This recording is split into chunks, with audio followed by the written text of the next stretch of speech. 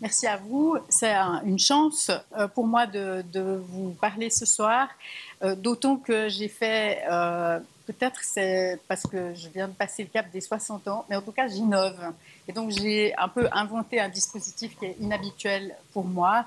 On va parler de famille, on va parler de transmission, on va parler de psychanalyse, on va parler de littérature et aussi de données de recherche clinique. Donc, merci Delphine Preissmann et l'équipe de la recherche dans tous ces états de Sciences au Carré. Et merci à tous d'être là. Je voudrais vous parler aujourd'hui d'impasses. Je vous ai promis des impasses, des ricochets et des rebondissements. Il y en aura.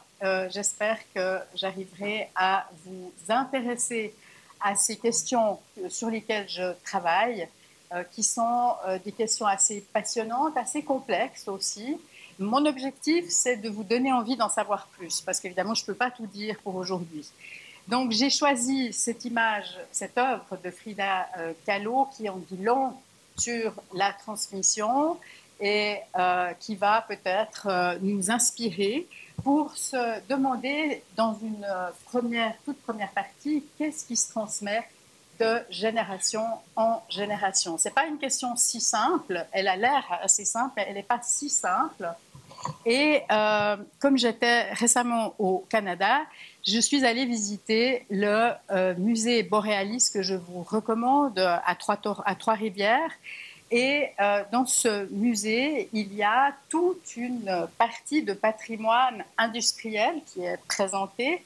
Et donc ça, c'est ce qu'on pourrait appeler, j'exemplifie tout de suite, du patrimoine matériel qui se transmet de génération en génération. Et là, sur le site même, et parfois même dans le bâtiment de l'usine de transformation du bois en papier, la plus grosse usine de fabrication du papier, à une certaine époque, eh bien, on a gardé certains murs et transformé en faisant un musée dans lequel il y a des vestiges matériels, des archives, des documents, mais aussi des pierres, et aussi il y a des témoignages, patrimoine immatériel qui se transmet avec des supports matériels, mais ce qui se transmet est le souvenir de la grève, le souvenir de la dureté du travail qui m'a beaucoup frappé, le souvenir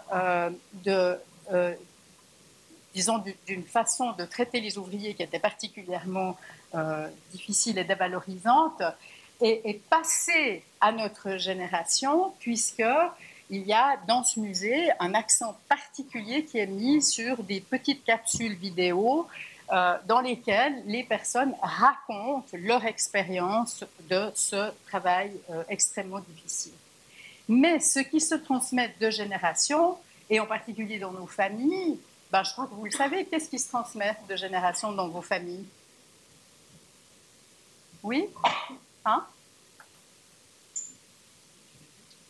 Oui, la génétique, le patrimoine génétique, tout à fait. Quoi d'autre? Des histoires de famille. Le nom, le patronyme et les prénoms. Souvent, il y en a plusieurs. Vous allez voir que c'est un des axes de ce soir. Et puis aussi des photos et du patrimoine mobilier. J'ai fini par immobilier. J'ai fini par comprendre que ça veut dire immobile.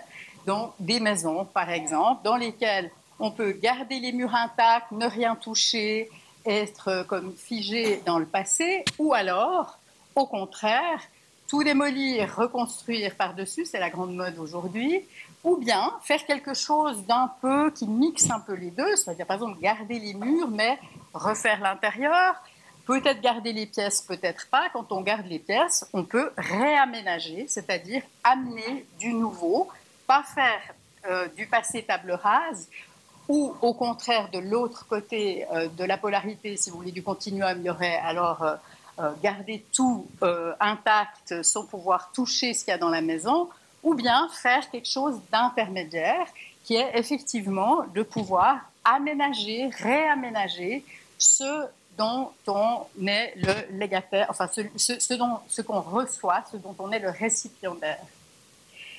Dans les objets qui se transmettent de génération à l'autre, il y a du patrimoine matériel, mais il y a aussi du patrimoine immatériel, des histoires de famille. Il y a aussi des savoir-faire, par exemple artisanaux. Il y a aussi des valeurs, des normes, des principes, des croyances et des valeurs. Et puis, des connaissances.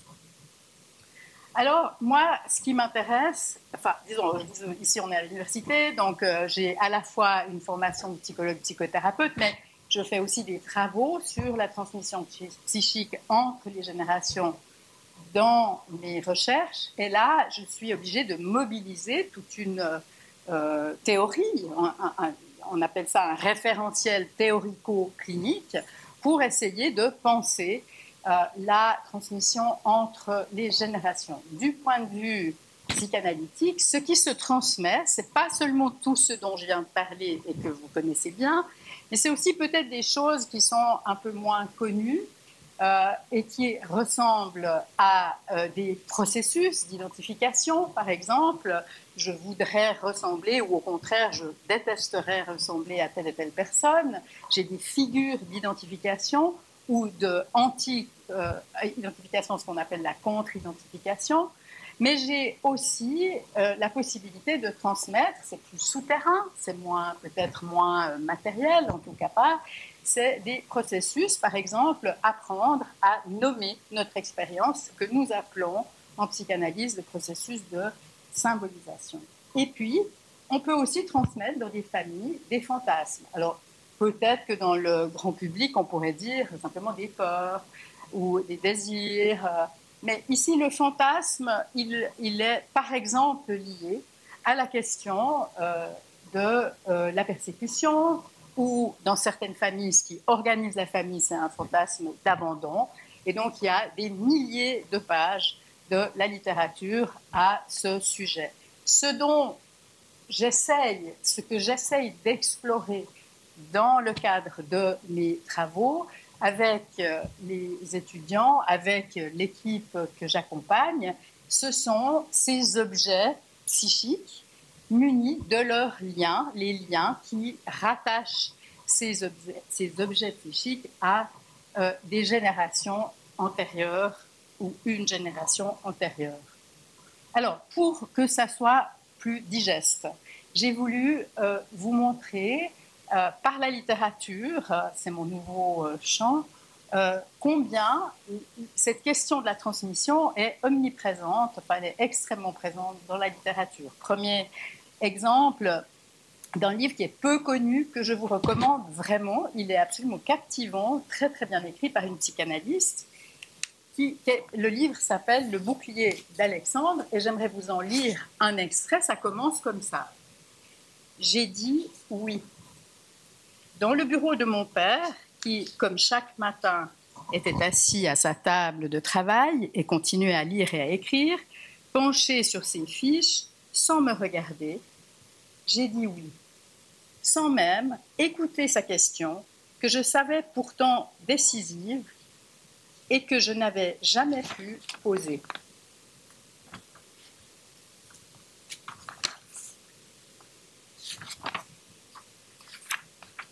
Je m'aperçois de sa présence à côté de lui.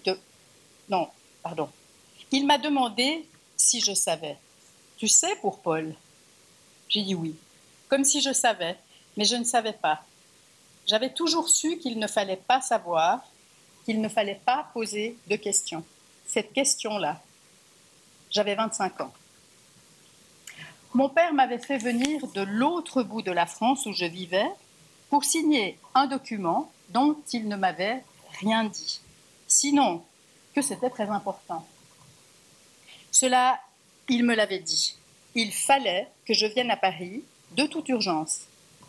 Et j'étais venue, me retrouvant dans le bureau où je l'avais toujours vu travailler, debout à côté de lui, qui écrivait avec la même appréhension, la même angoisse que le samedi d'octobre où, après mon entrée en classe, à 10 ans, il avait examiné sans rien dire mon premier bulletin scolaire. c'est moi ce jour-là qui devais parapher sans commenter, sans même regarder ce que je signais. Non qu'il eût voulu me cacher ce qu'il me demandait de signer, mais il était évident pour lui que je devais faire ce qu'il disait. Il ne m'a pas expliqué ce que j'allais signer, ni pourquoi c'était important. Cela ne me regardait pas. Il m'a seulement précisé ce que je savais, sans l'avoir demandé, que c'était au sujet de Paul. Tu sais, pour Paul. Là, les questions n'en étaient pas une. C'était une affirmation qui n'avait pas pour but de susciter un questionnement de ma part, mais au contraire de désamorcer toute question. S'il y en avait une qui pointait. Je connaissais son autorité. Je sentis le ton impérieux sans répartie possible. Je n'avais pas l'habitude de questionner ni de discuter. Tu sais, pour Paul. J'ai dit oui, mais en le disant, en prétendant affirmer que je savais alors que je ne savais pas, que je ne savais rien, que j'avais passé ma vie à ne pas savoir, à ne pas vouloir savoir, à ne pas oser demander, j'avais conscience de passer devant une occasion qui ne se représenterait pas. Je me condamnais irrémédiablement à ne pas savoir. Jamais personne dans la famille ne m'avait rien dit, comme si c'était impossible, interdit, impensable que cela fût dit. Inutile, peut-être. Et j'avais vécu toute ma vie d'enfant avec cette angoisse de ne pas savoir. Une angoisse à mourir, qui peut faire mourir ou rendre fou, qu'il ne reste qu'à imaginer, vivre dans le doute, les suppositions, les vérités fictives. Voilà, je m'arrête là. Évidemment, on a envie d'en savoir un peu plus, mais je vous laisse découvrir ce très beau livre qui m'avait été recommandé et que j'ai déjà lu 2 fois, tant il est bien écrit et qu'il tire vraiment le fil de cette transmission, on va dire un peu empêchée. Voilà, je vous laisse découvrir. Alors, ça me permet d'introduire mon sujet, en fait. Quand on parle de transmission psychique, on parle souvent de 2 choses, et plutôt d'une que de l'autre. Ce à quoi nous pensons de manière plutôt spontanée, c'est en fait ce que les psychanalystes appellent une des modalités de la transmission psychique, c'est-à-dire la transmission intergénérationnelle. Pourquoi inter? Parce qu'elle va s'opposer à transgénérationnelle, trans à travers les sujets. Ici, inter, c'est plutôt pour souligner que c'est entre des sujets qui ont des moyens à disposition de transformer cette matière. C'est-à-dire que c'est suffisamment nommé, c'est suffisamment dit, c'est suffisamment raconté ce qu'on veut transmettre pour que les personnes puissent rêver là autour, et ça ressemble donc à ce que je vous ai dit tout à l'heure, c'est-à-dire à cette maison qu'on est suffisamment libre de pouvoir réaménager. Il n'y a pas besoin de la démolir, il n'y a pas besoin de garder tout intact. À l'intermédiaire, à l'entre-deux, il y a cet espace pour rêver, transformer une maison et ici des souvenirs. Ce sont des souvenirs, ce sont des objets psychiques, mais disons, ça c'est un peu compliqué comme terme, ce sont des souvenirs qui sont malléables, qui sont transformables, que je peux m'approprier, à partir desquels je peux rêver, à partir desquels je peux imaginer. Et c'est donc un mode de transmission qui concerne au moins deux sujets qui sont en mesure de recevoir, mais aussi de transformer les souvenirs, par exemple, qui leur sont transmis.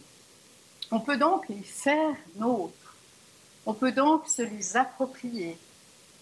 Et qu'est-ce qu'on peut s'approprier? Des souvenirs, je l'ai dit, mais aussi des discours, des valeurs, des normes, des modèles. On parlait tout à l'heure de modèles d'identification. Eh bien, je peux non seulement essayer de m'approprier ces modèles, mais je peux aussi me dégager un peu d'être identique à ce qui m'a été transmis et de coller absolument au modèle. Je peux m'inventer autres, différentes, et rebondir du point de vue de la transmission. C'est donc extrêmement vivant. C'est ce qui est à l'origine de sujets qui peuvent se transmettre de la vie psychique et de la continuité psychique, puisque transmettre, ça veut quand même dire essayer, en tout cas, de transmettre quelque chose pour tisser du lien. Ça, c'est du côté de ce que habituellement, je pense, nous pensons à ça quand nous pensons à la transmission, nous pensons à ces objets que nous transmettons avec un certain désir, disons, de les faire vivre. Et donc, ici, nous pourrions dire que cette modalité de la transmission est sous, on va dire, l'incidence de la transformation. Ils sont transformables, ces objets. Je peux me les approprier. Et donc, on va ici renouveler la vie psychique et, au fond, mettre un peu des briquettes dans le feu de la vie psychique qui se transmet d'une génération à l'autre pour la renouveler. Le processus intergénérationnel, par opposition au processus transgénérationnel, va nous permettre de transformer, de s'approprier, c'est un mot un peu compliqué, mais de l'appropriation subjectivement, de faire nôtre toute une série d'objets psychiques, de matériaux psychiques qui sont, pour beaucoup, qui ont à voir avec cette succession, donc avec ceux qui viennent avant nous, mais aussi avec ceux qui viennent après nous. Sauf que nous, psychologues, on cherche toujours un peu where is the problem? Alors, le problème, il est que ce n'est pas la seule modalité du tout de transmission entre les générations. Il y a également une modalité de transmission d'une génération à l'autre qui se passe tout à fait autrement que tout ce que je viens de dire et à quoi nous pensons la plupart du temps du côté de la vie psychique et de la transmission de la vie psychique. L'histoire d'Agnès Verlet, je vous la laisse découvrir, donc d'une fratrie nombreuse et de ce petit Paul avec un secret autour de d'où vient-il et comment se fait-il qu'il est maintenant intégré à la famille au point qu'il faut signer quelque chose qui le rend légataire, qui en fait un héritier et qui change son nom. Vous le verrez, c'est écrit dans les toutes premières pages.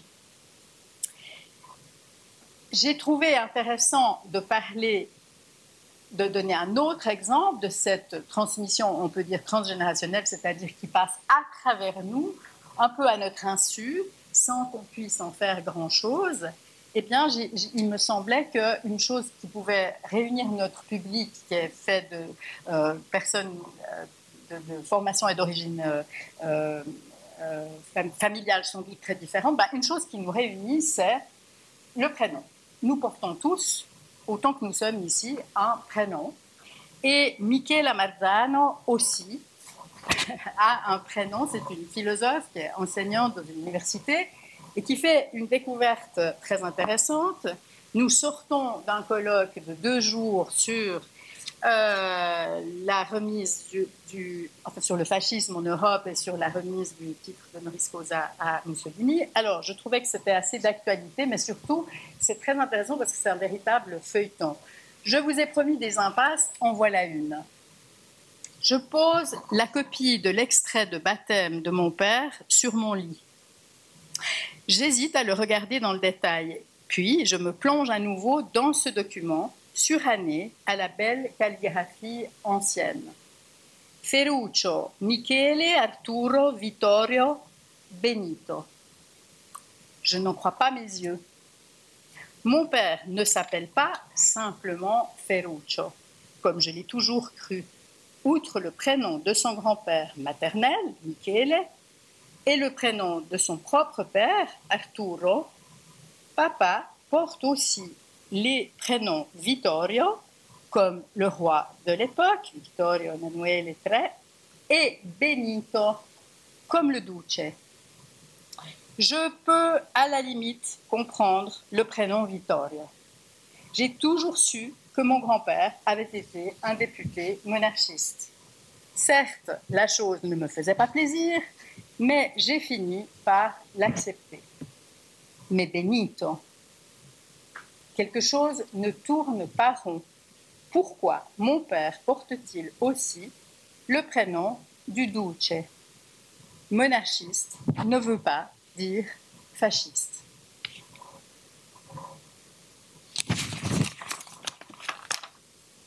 Ricochet. Pourquoi je ne savais rien de cette histoire de prénom de mon père? Que voulait-on cacher? Qu'est-ce que c'est que cette embrouille? Nomen omen, le nom est présage, disaient les Romains, convaincus que dans le nom de chaque homme était indiqué son destin. Mais quel devait être le destin de mon père? Et par ricochet, le mien.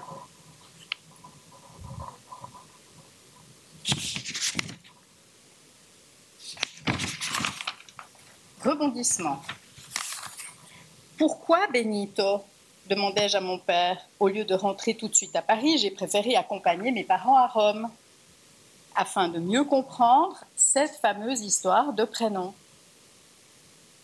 Une simple mode dans les années 1930? Un hommage au dictateur?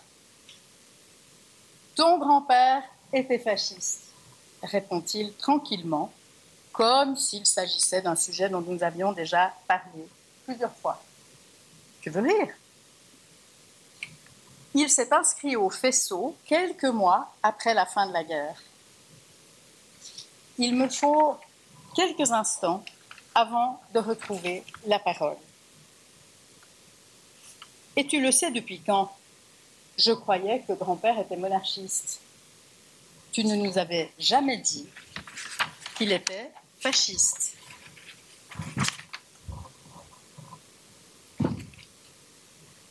Mon grand-père a été le premier juge d'Italie à condamner des adolescents de 15 ans, de 15 à 25 ans, à plusieurs mois de prison ferme pour le seul fait d'avoir chanté Bandiera Rossa. Pour lui, cette décision doit servir d'avertissement. Plus personne ne doit se permettre, dans la nouvelle Italie fasciste, de défier le régime. Dans son jugement, Arturo définit Bandiera Rossa comme, je cite, un cri insurrectionnel qui ne peut que provoquer des désordres publics et une altération du régime normal de la vie publique. Voilà, je vais laisser ce livre, alors je vous le recommande, donc évidemment je l'ai lu avec beaucoup d'intérêt, je l'ai relu pour préparer cette conférence, et donc ici on a typiquement affaire à un secret de famille, un assez gros secret qu'elle découvre, elle a déjà plus de 40 ans, elle le découvre au moment où elle n'aura plus d'enfants et où son frère enfante avec sa compagne d'un petit Jacopo, ce qui désorganise un petit peu ses représentations d'elle-même. Alors, on a un concept en psychanalyse pour penser celui qui porte le secret, celui qui est porteur de ce secret, le secret ici, y compris de l'effacement de ce prénom dans les papiers d'identité du père.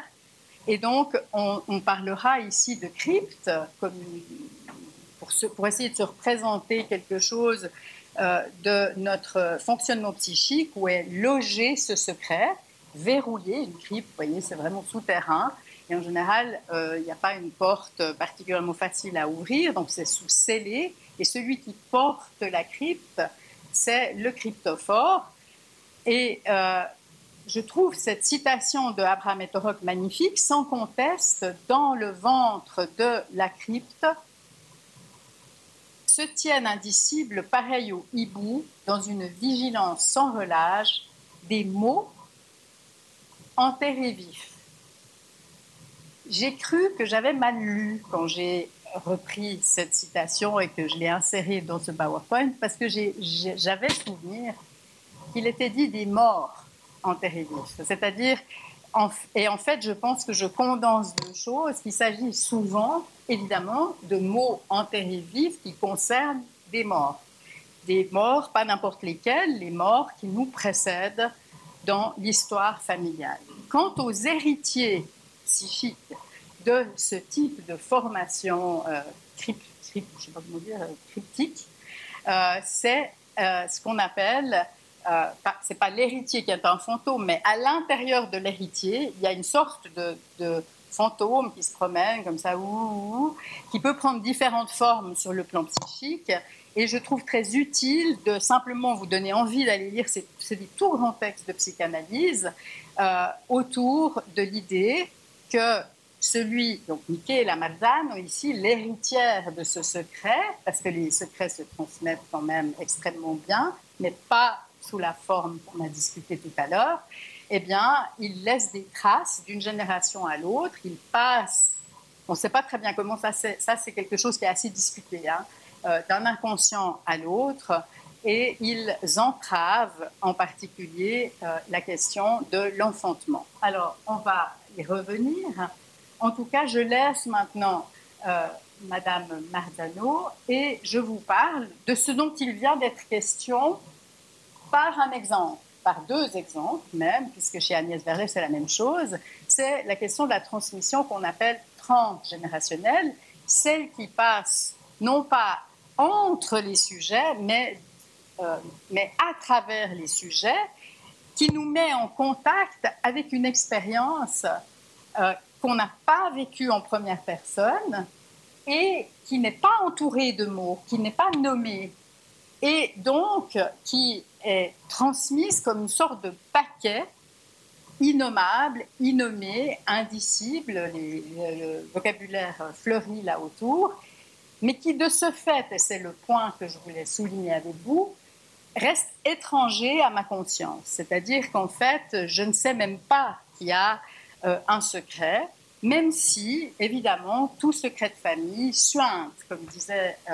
dit très bien Serge Tisseron, c'est-à-dire que c'est un peu, si vous voulez, comme si vous voulez éteindre un robinet, fermer un robinet, mais que ça suinte par-dessus, de côté, comme ça.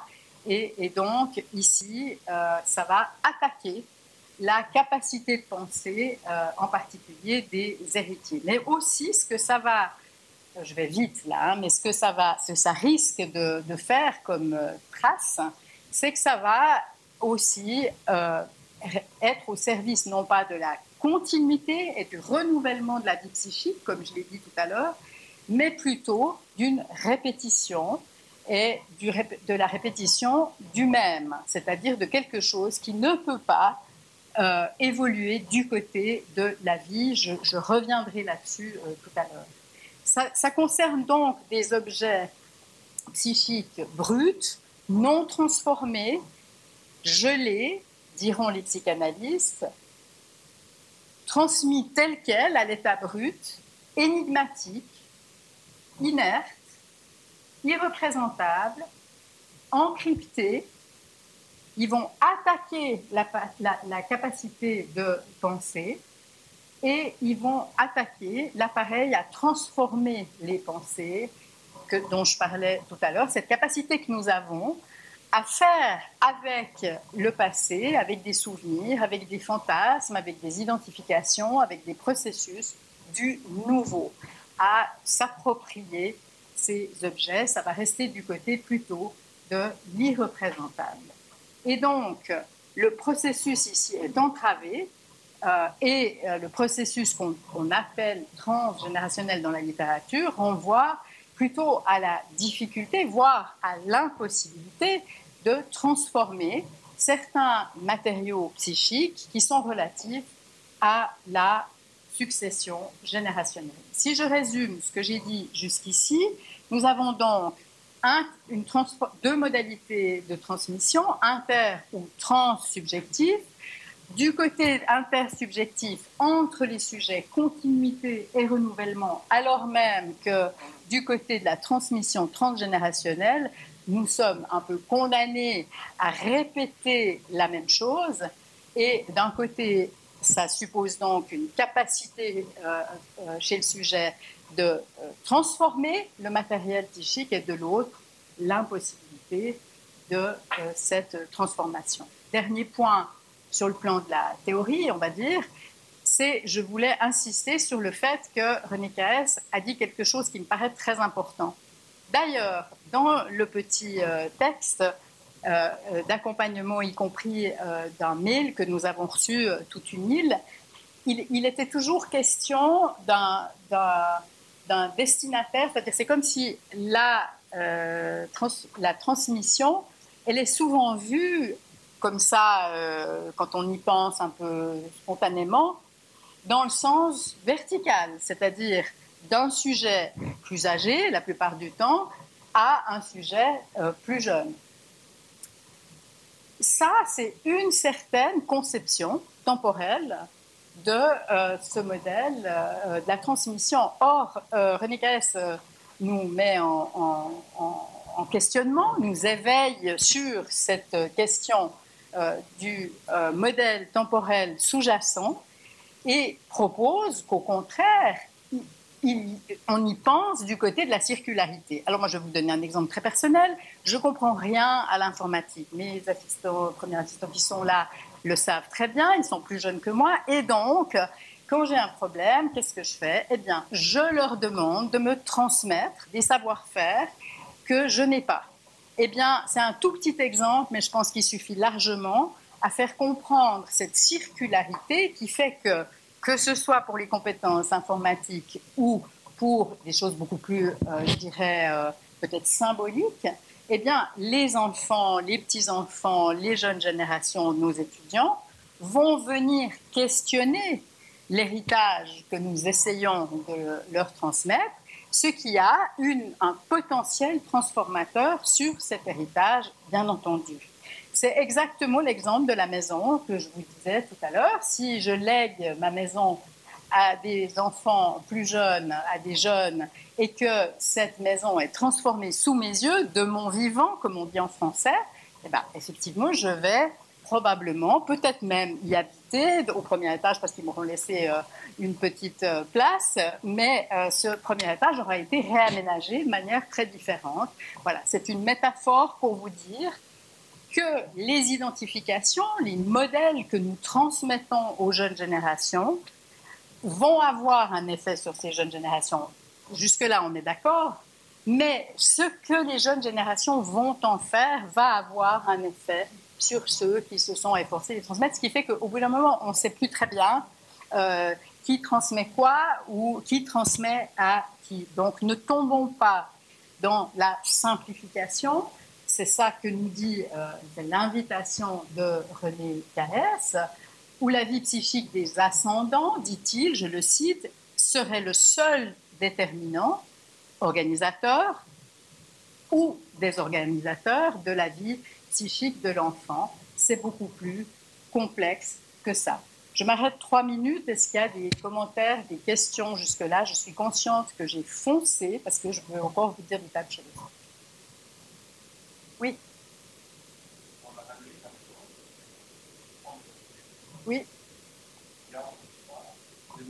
Oui. Oui. Oui. Alors.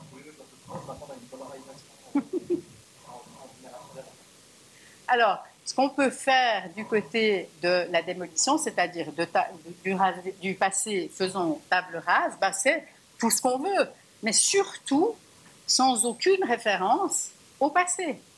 C'est donc ça la troisième modalité. Et cette modalité-là, elle est, je dois dire, assez à la mode aujourd'hui. C'est beaucoup comme ça qu'on voudrait faire, c'est ce que François Dess avait appelé le présentisme, et donc être complètement dans ce, on ne peut même pas dire renouvellement, parce qu'il n'y a rien à renouveler, puisqu'on se détache, on veut se détourner du passé. J'ai répondu à votre question ? Alors, on peut faire ce qu'on veut. On peut faire un immeuble au lieu du chalet. On peut faire un hôtel de luxe alors que nos parents étaient socialistes. On peut faire un camping communautaire ou une coopérative, ce qui va faire hérisser le poil de nos parents qui étaient des bons libéraux. Bref, on fait ce qu'on veut. Et on ne retient pas les murs symboliques et réels de la maison ancienne. On peut même revendre ce terrain aux grandes dames de ceux qui ont sué pour l'acquérir, par exemple. D'autres questions ou remarques? Alors, qu'est-ce que je fais avec tout ça dans mes recherches? Dans nos recherches, j'essaye de centrer ces questions de transmission dans un axe un peu disons, particulier. Là, j'ai vraiment brossé un tableau assez grand, mais là, j'essaye de faire l'entonnoir, on va dire. Et l'entonnoir, ça veut dire, c'est de s'occuper de cette question de transmission, mais dans un contexte particulier, c'est celui de la violence, on va dire, et particulièrement des violences, je dirais, politiques, des violences génocidaires, de ce que j'appelle la violence de masse. Donc, cette question du fil des générations, je la prends du côté des répercussions psychiques d'une génération à l'autre de la violence de masse, pas seulement du point de vue du sujet, c'est pas seulement qu'est-ce qui va en faire le sujet lui-même tout seul, puisque je pars du principe que nous ne sommes jamais des sujets tout seuls. Ça n'existe pas, un sujet tout seul, nous sommes toujours d'abord et avant tout un sujet du groupe dont on, pas seulement dont on fait partie, mais dont on émerge, si vous voulez, et dans lequel nous naissons, pas seulement deux parents, mais aussi le groupe dans lequel les parents sont insérés. Il y a plusieurs groupes d'appartenance. Et donc, nous avons beaucoup de projets de recherche. Je ne voulais pas sortir de cette salle sans dire tout le bien que je pense de ce que j'ai pu construire ici à l'Université de Lausanne avec mes collègues plus jeunes, mais c'est aussi des collègues avec qui je découvre beaucoup de choses. Nous venons de terminer ce projet FNS qui a donné lieu à un livre qui est sorti il y a 3 semaines, que évidemment je vous recommande beaucoup, qui concerne les proches de disparus. Il y a un article aussi, si vous voulez en savoir plus, dans l'UNISCOP cette semaine. J'ai conduit ce projet avec Manon Bourguignon et Alice Dermitzel. Elia Sarduni, qui est ici au premier rang, conduit une recherche doctorale plutôt sur la question vraiment de la fratrie. C'est passionnant. Gaïa Barbieri, qui est aussi présente, s'intéresse plutôt à la question des naufragés de la migration. Lilith Natsakanian, qui a passé 6 mois ici, s'intéressait au projet migratoire et aux motivations inconscientes du projet migratoire. Et Giuseppe Lopiccolo, qui était postdoctorant dans mon équipe, a fait un dispositif extrêmement original avec des demandeurs d'asile en Suisse, des groupes de demandeurs d'asile avec médiateurs culturels, interprètes, mais il a médiatisé ces groupes avec le photolangage, qui est une médiation très intéressante. Et puis, ce dont je vais vous parler aujourd'hui, c'est un projet que je reprends maintenant, puisqu'on a fini le FNS, autour de ce que j'ai appelé à la suite de Pierre Legendre, le crime généalogique, et je vais vous en dire un ou deux mots maintenant.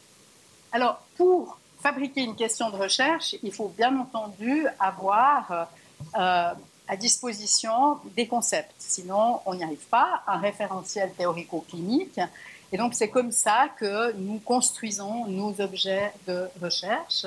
Et je vais particulièrement insister, j'ai dit la crypte, le fantôme, donc ça c'est Dorothée Abraham. Mais qu'est-ce que j'appelle crime généalogique? Eh bien, avec Pierre Legendre, on peut simplement rappeler que le crime généalogique, c'est le projet génocidaire insensé d'éliminer intentionnellement une lignée généalogique tout entière en s'attaquant à des parents et à leurs enfants comme tels, fils, filles de l'un et de l'autre sexe.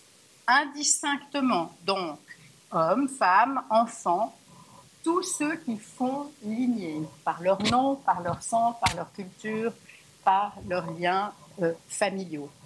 C'est cela que Monsieur Legendre, qui est psychanalyste mais qui est aussi juriste, a appelé le crime généalogique. Un autre concept qui m'a été très important dans mes travaux, qui reste très important, c'est celui de Régine Weinpreter, autour de ce qu'elle appelle la filiation catastrophique ou la catastrophe de filiation, je crois que ce serait plus juste de dire ainsi. Et donc, elle rappelle que le génocide est une catastrophe de la filiation, dans ce sens qu'il est l'anéantissement simultané de 3 générations, celles qui sont précisément nécessaires à l'établissement de tout lien de filiation, puisque, je le répète, et ceux qui sont grands-parents ici s'en réjouiront peut-être, nous ne pouvons pas penser la transmission sans penser aux parents de nos parents. Ce n'est pas possible.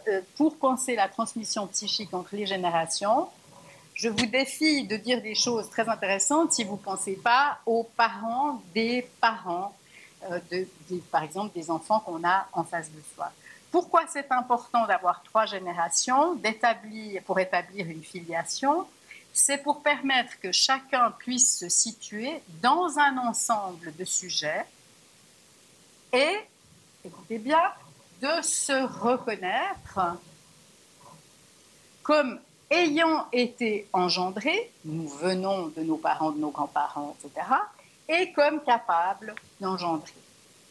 C'est cela même qui établit la filiation, et donc une catastrophe de la filiation, c'est quand précisément on vise à anéantir simultanément ces 3 générations qui rendent possible la reconnaissance de soi comme ayant été engendré et capable d'engendrer. Deuxième concept que je convoque ici avec Madame Weinpreter, qui est psychanalyste et qui a fait sa thèse chez KS, donc vous voyez aussi ma filiation dans ses travaux, je pourrais faire un arbre généalogique.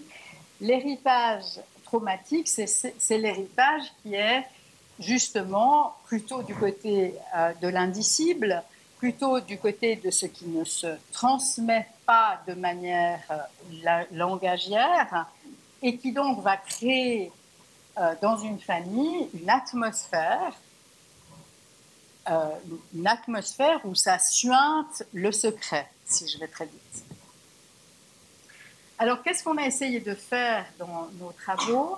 Et dans ce travail-là en particulier, je me suis demandé comment les survivants et les descendants d'un crime généalogique et d'une famille qui a été menacée par l'extermination aborde-t-il la question de la parentalité, c'est-à-dire cette capacité que nous avons justement à non seulement à donner la vie, mais aussi à la transmettre.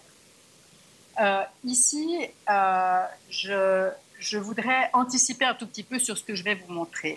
On peut faire l'hypothèse que les survivants et les descendants d'une famille qui a été menacée à un moment donné à un autre d'extermination vont avoir un projet d'enfant, un désir même d'enfant, comme projet pour lutter contre la menace d'extermination, même si cette menace n'est plus actuelle. Elle laisse des traces tellement traumatiques que ça peut donner des familles où il faut enfanter pour essayer de pallier cet entonnoir qui se ferme lorsque on dessine un arbre généalogique d'une famille touchée par un génocide. Mais dans ce cas, alors, le désir d'enfant serait renforcé et on aurait, vous allez le voir tout de suite, une abondance de désirs d'enfants.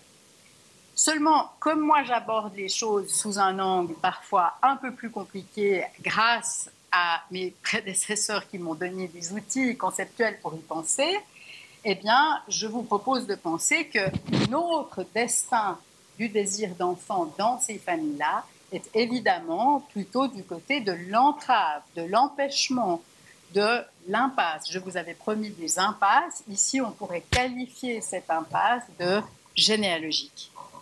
Donc, ici, du côté de ce que les psychanalystes appellent le négatif. Alors, je me suis demandé, grâce à un outil très intéressant qui s'appelle la libre réalisation de l'arbre généalogique, je vais tout de suite vous en montrer, vous en parler, je me suis demandé si les arbres généalogiques, quand on demande à des descendants ou des survivants d'un génocide de réaliser leur arbre généalogique sans donner trop de consignes, je me suis demandé ce qu'ils allaient faire et comment ils allaient parler de leur famille.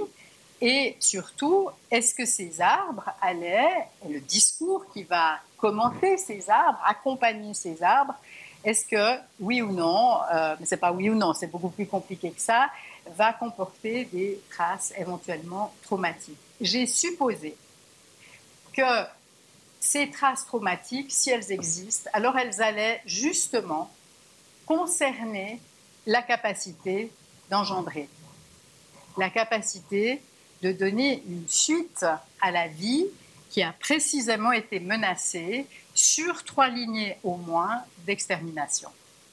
Des traces qui révéleraient donc en creux, inconsciemment, des impasses sur le processus de subjectivation du lien de filiation et sur le désir d'enfant. Alors, la méthode, je vais passer rapidement, mais juste vous dire quand même que c'était des entretiens individuels. Maintenant, je rêve évidemment de faire autrement, mais en fait, toujours mieux une fois que c'est fait. Et c'était 2 rencontres individuelles, un entretien plutôt biographique où j'ai demandé aux personnes de raconter leur histoire familiale et leur histoire personnelle. Et j'ai complété cet entretien par, et le récit que me livraient un peu spontanément les personnes que j'ai rencontrées, j'ai complété par une série de questions, ce qui s'appelle un guide d'entretien. Ces questions touchent à la question, au processus d'identification, au modèle d'identification, à travers des indicateurs que j'ai trouvés très importants, le prénom, les fêtes, les rites, les croyances et la langue. Et puis, deuxième entretien, et c'est celui-là dont je vais vous montrer des données originales maintenant, c'est là une rencontre qui a été médiatisée par la libre réalisation de l'arbre généalogique. Et donc, j'ai interviewé des personnes qui sont nées entre 39 et 45, qui ont souvent grandi dans un pays d'Europe occupé par les nazis et leurs collaborateurs, mais qui vivent au moment des fêtes, il y en a énormément qui sont morts malheureusement maintenant en Suisse, et qui par ailleurs parlent couramment le français. On a pu interroger une quarantaine de personnes, c'est donc beaucoup. Et la parentalité, évidemment, je peux vous en dire quand même pas mal de choses à partir de ces données qui ont été un excellent média, si vous voulez, pour aller à la rencontre de ces personnes. Alors, je ne vais pas commenter en long, en large tous ces arbres, mais quand même vous dire que cet arbre a donné lieu déjà à un article. Voilà typiquement un arbre généalogique où il est question plutôt d'une famille très abondante. Quelqu'un m'avait dit, mais alors pour finir, on pourrait quasiment comptabiliser le nombre de personnes, faire une sorte de sommatoire à la fin. Je ne vais pas vous en dire plus, mais c'est quand même extrêmement intéressant puisque cette personne que j'ai appelée Elsa, évidemment, j'ai tout, c'est beaucoup de travail parce que j'ai tout anonymisé. Ici, vous voyez, est-ce que vous voyez ce que je fais maintenant? Je ne crois pas, parce que j'ai un petit pointeur laser. Voilà.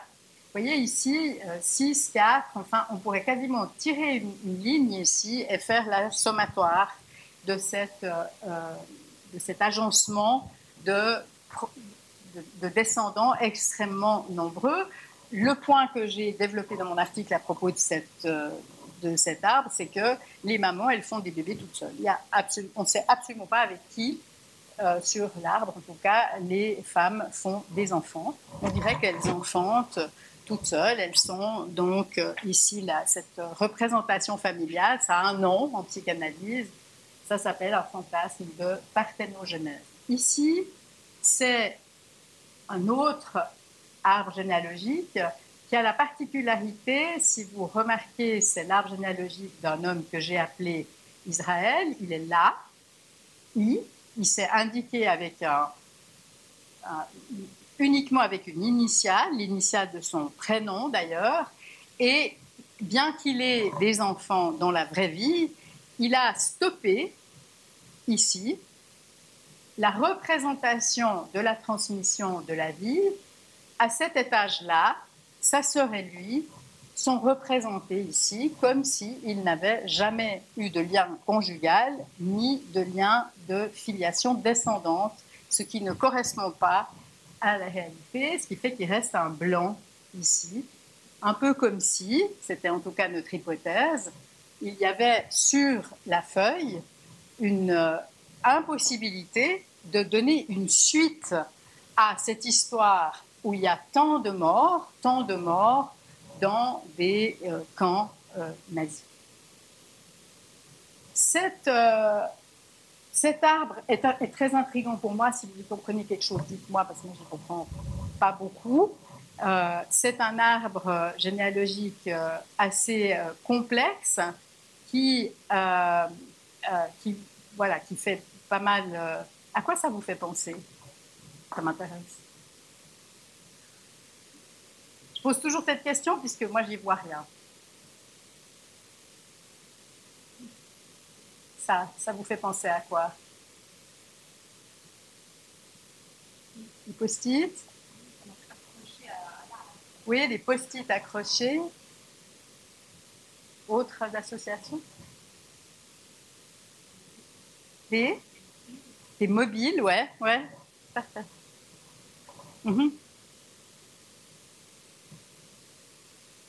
Encore?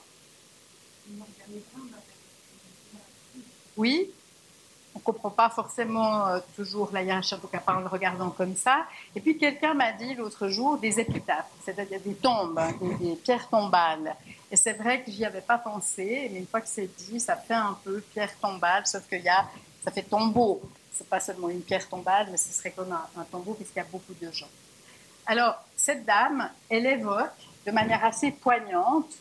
Donc, qu'est-ce que je fais? Je demande à la personne de faire son arbre généalogique. Ensuite, elle me demande souvent, elle me pose des tas de questions, et puis je dis toujours comme vous voulez. Et ce qui est le plus intéressant pour moi, c'est pas l'arbre en soi, c'est la discussion qu'il va y avoir après coup. Alors, cette femme que j'ai appelée Micheline, elle a été arrêtée avec sa mère, pas très loin d'ici, en France voisine, au moment où ils essayaient d'entrer en Suisse. Le père a pu fuir, mais elle et sa mère se sont fait attraper et donc ont été internés dans un camp en France. Et ensuite, la petite a pu être libérée parce qu'elle était jeune, elle avait à peu près 13 ans, je crois, mais la mère a été à Drancy. Et donc, elle me dit, à propos, à un moment donné, elle évoque cette question de ses propres liens avec le désir d'enfant, et elle me dit, oui, et puis je pense que ça a décalqué sur moi. Vous savez ce que c'est une décalcomanie? Je pose quand même la question parce que moi, j'aimais beaucoup ça quand j'étais petite, mais je ne sais pas si vous savez encore ce que c'est. Une décalcomanie, c'était un truc qu'on pouvait coller dans notre salle de bain avec des espèces de dessins plus ou moins jolis. Et que maintenant, c'est comme un décalque de tatouage, c'est-à-dire maintenant on le met plus sur la peau, un décalque, mais là, à l'époque, c'était pas sur la peau, c'était plutôt sur les murs. Donc, et puis, je pense, dit Micheline, que ça a décalqué sur moi. J'ai pas eu d'enfant non plus. Je sais pas si ça a décalqué sur moi. Ah, mais j'aime bien les enfants, mais je pense que ça peut être aussi décalqué sur moi. Là, cette idée que ma mère disait tout le temps, elle disait des enfants. Alors, non, pas d'enfants. Pourquoi des enfants? Quand on les a vus se faire embarquer tous dans ces trains, alors qu'ils n'avaient rien fait. Donc, au fond, sa mère, après avoir engendré Micheline avec le papa de Micheline, elle ne veut plus d'enfants, et quand elle en parle à sa fille, elle évoque cet épisode traumatique de ce camp dans lequel elle a vu se faire embarquer tous les enfants qui étaient détenus là.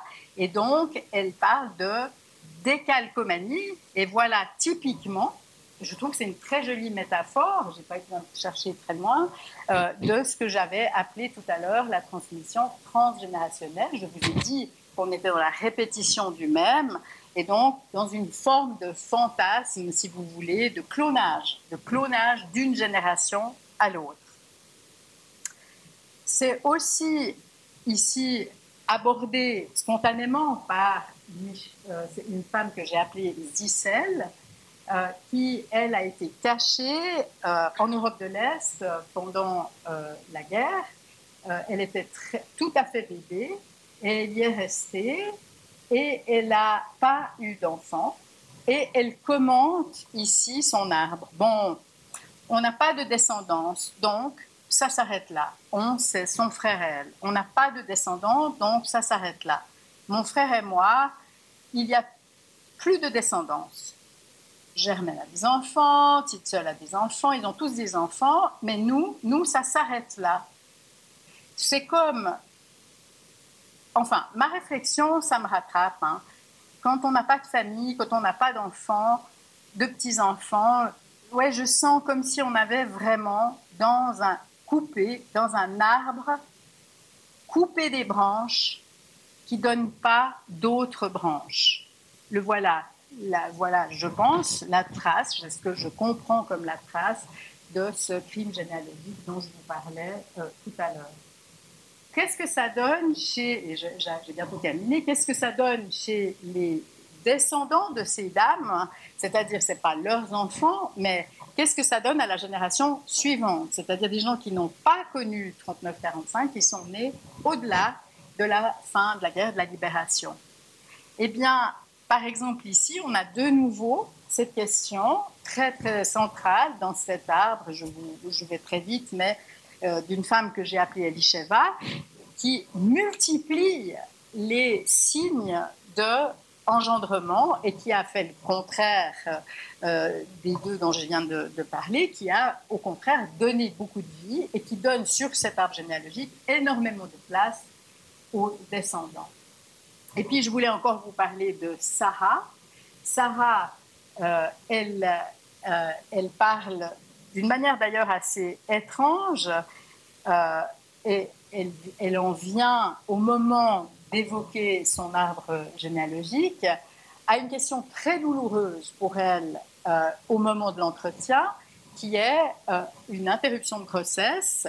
Et elle commente les choses ainsi. D'abord, elle me précise que dans sa famille, il y en a déjà eu pas mal. Et elle ajoute, j'ai commencé à aller vers des relations impossibles en général. Donc, effectivement, à un moment donné, j'étais très amoureuse de quelqu'un, mais c'est une relation impossible. Et c'est la première fois que je me projetais quand même, vraiment. Je me projetais vraiment, mais je me projetais vraiment dans la maternité tout en sachant que c'était impossible. C'était impossible, c'était impossible. C'était là en bas, donc il y a beaucoup de représentations. L'histoire des arbres généalogiques est intéressante parce que ce n'est pas si vieux qu'on a inversé le sens de la vie, mais vous dire aussi que vous retrouverez évidemment des éléments de ce que j'ai dit beaucoup trop rapidement aujourd'hui dans le livre qu'on avait écrit avec mes collègues sur génogramme ou arbre généalogique, et que dans le livre que nous venons de faire paraître, il y a aussi un chapitre sur la difficulté de transmission dans ces familles où les disparus sont toujours effacés et dont il est très difficile de retrouver la trace, donc avec une difficulté cette fois-ci plutôt du côté d'un deuil inélaboré, suspendu, comme disent certains auteurs. Et nous avons voulu essayer d'en comprendre un peu les tenants et les aboutissants. Je me tais pour que vous puissiez, d'une part, interagir et surtout qu'on puisse discuter un petit moment. Je crois que c'est juste dans les temps. Oui, merci.